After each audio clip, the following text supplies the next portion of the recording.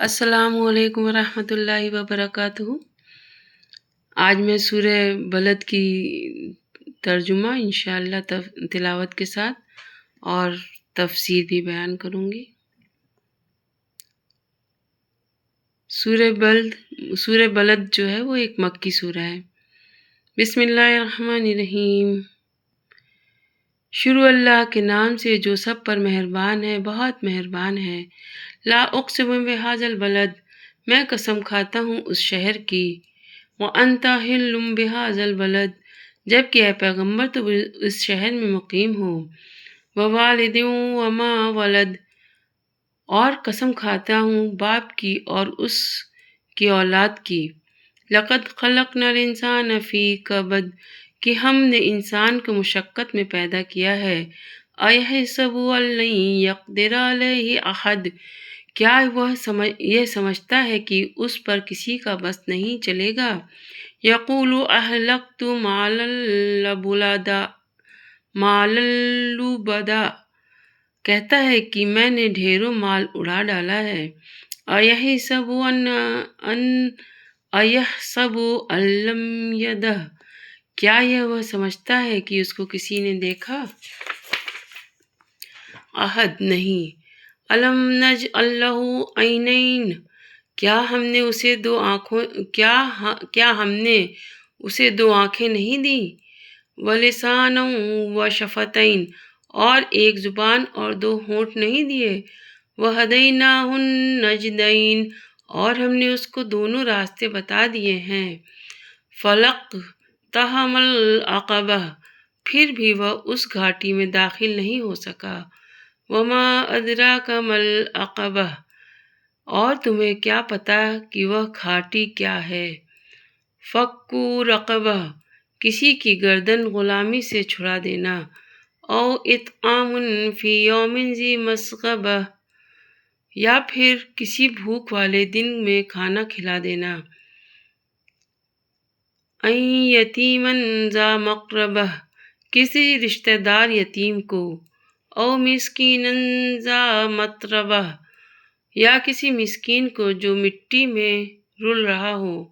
ثم کان من الذین آمنوا وتواصوا بالصبر وتواصوا بالمرحمہ، پھر وہ ان لوگوں میں شامل نہ ہوا جو ایمان لائے ہیں اور جنہوں نے ایک دوسرے کو ثابت قدمی کی تاکید کی ہے اور ایک دوسرے کو رحم کھانے کی تاکید کی ہے۔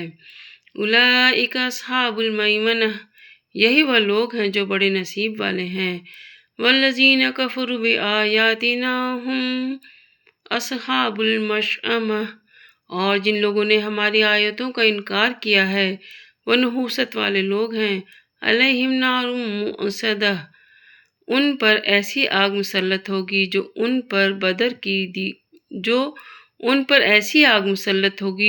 پر بند کر دی جائے گی۔ تلاوت اور ترجمہ ہوا الحمدللہ۔ اب تفسیر بیان کرتی ہوں۔ اس شہر سے مراد مکہ ہے، جسے اللہ تعالیٰ نے خصوصی تقدس عطا فرمایا ہے، اور اس میں حضور نبی کریم صلی اللہ علیہ وسلم کے مقیم ہونے کی بنا پر اس کے تقدس میں اور اضافہ ہوا ہے، کیونکہ آپ کی تشریف آوری کے لیے اس شہر کا انتخاب فرما کر اللہ تعالیٰ نے اس کی شان اور بڑھا دی ہے۔ اس جملے کی دو تفسیریں اور بھی ہیں، جس کی تفصیل معروف القرآن میں ملاحظہ فرمائیں۔ باپ سے مراد حضرت آدم علیہ السلام ہے، چونکہ تمام انسان انہی کی اولاد ہیں، اس لیے اس آیت میں تمام نوع انسانی کی قسم کھائی گئی ہے۔ یہ ہے وہ بات جو قسم کھا کر فرمائی گئی ہے، مطلب یہ کہ دنیا میں انسان کو اس طرح پیدا کیا گیا ہے کہ وہ کسی نہ کسی مشقت میں لگا رہتا ہے، چاہے کوئی کتنا بڑا حاکم ہو یا دولت مند شخص ہو، اسے زندہ رہنے کے لیے مشقت اٹھانی ہی پڑتی ہے۔ لہٰذا اگر کوئی شخص یہ چاہے کہ اسے دنیا میں کبھی کوئی محنت کرنی نہ پڑے تو یہ اس کی خام خیالی ہے، ایسا کبھی ممکن ہی نہیں ہے۔ ہاں، مکمل راحت کی زندگی جنت کی زندگی ہے، جو دنیا میں کی ہوئی محنت کے نتیجے میں ملتی ہے۔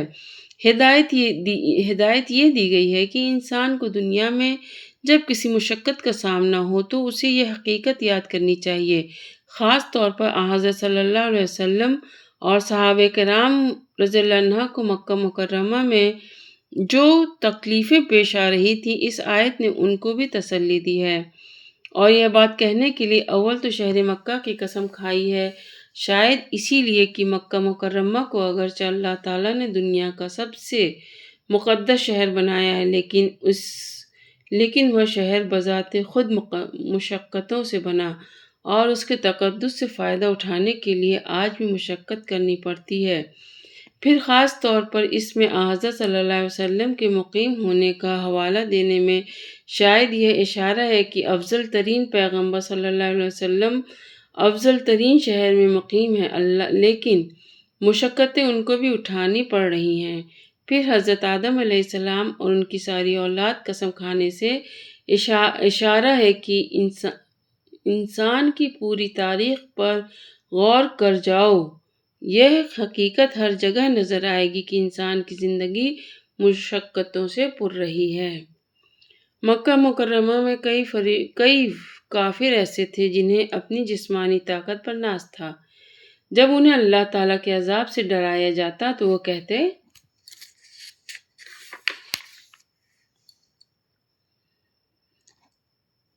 ہمیں کوئی قابو نہیں کر سکتا، نیز وہ آپس میں دکھاوے کے طور پر کہتے تھے کہ ہم نے ڈھیر ساری دولت خرچ کی ہے، اور خرچ کرنے کو اڑا ڈالنے سے تعبیر اس لیے کرتے کہ گویا ہمیں اس خرچ کی بالکل پرواہ بھی نہیں ہوئی۔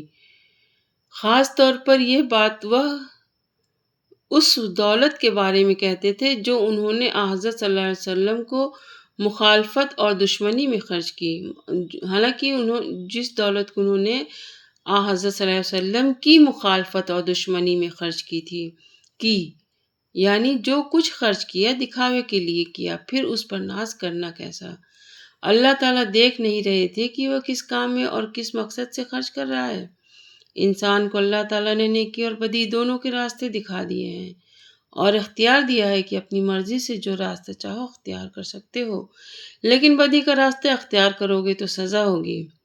گھاٹی دو پہاڑوں کے درمیانی راستے کو کہتے ہیں۔ عام طور سے جنگ کے دوران ایسے راستے کو دشمن سے بچنے کے لیے اختیار کیا جاتا ہے، اور یہاں گھاٹی میں داخل ہونے سے مراد ثواب کے کام کرنا ہے، جیسے کہ اگلی آیتوں میں اللہ تعالیٰ نے خود تشریح فرما دی ہے۔ ان کو گھاٹی میں داخل ہونا اس لیے کہا گیا ہے کہ یہ انسان کو اللہ تعالیٰ کے عذاب سے بچانے میں مدد دیتے ہیں۔ یہ اصحاب المیمنۃ کا ترجمہ ہے، اور اس کا ایک ترجمہ یہ بھی ہو سکتا ہے کہ وہ دائیں ہاتھ والے ہیں، اور ان سے مراد وہ نیک لوگ ہیں جن کا اعمال نامہ دائیں ہاتھ میں دیا جائے گا۔ یہ اصحاب المشأمہ کا ترجمہ ہے، اور اس کا ایک ترجمہ یہ بھی ہو سکتا ہے کہ وہ بائیں ہاتھ والے ہیں، اور ان سے مراد وہ بدکار ہیں جن کا اعمال نامہ بائیں ہاتھ میں دیا جائے گا، یعنی اس کے دروازے بند کر دیے جائیں گے تاکہ دوزخیوں کے باہر نکلنے کا کوئی راستہ نہ رہے۔ والعیاذ باللہ العظیم۔ یا اللہ تیرا شکر ہے۔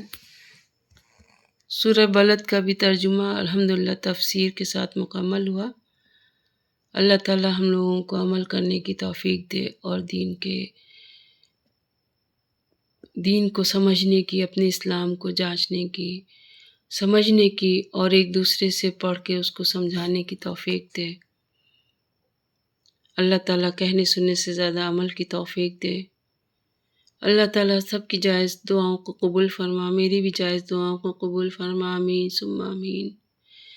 یا اللہ صراط مستقیم سے چلا، یا اللہ ہدایت کا راستہ دے، یا اللہ ہدایت کا وہ راستہ دے، یا اللہ جس پہ تیرا ثواب، جس پہ تیرے اچھے لوگ صحابہ رسول پیغمبر چلے ہیں، جو قرآن کی روشنی میں جو ہدایت کا راستہ ہے، اللہ زندگی گزارنے کا راستہ ہے، اس پہ چلنے کی توفیق دے۔ یا اللہ رجوع خشوع سے نماز و تلاوت اور اسلام کے قرینے پر عمل پہ ہم ہونے کی توفیق عطا فرما۔ آمین ثم آمین۔ والعصر ان الانسان لفی خسر الا الذین آمنوا وعملوا الصالحات وتواصوا بالحق وتواصوا بالصبر، صدق اللہ العلی العظیم۔ والسلام علیکم ورحمۃ اللہ وبرکاتہ۔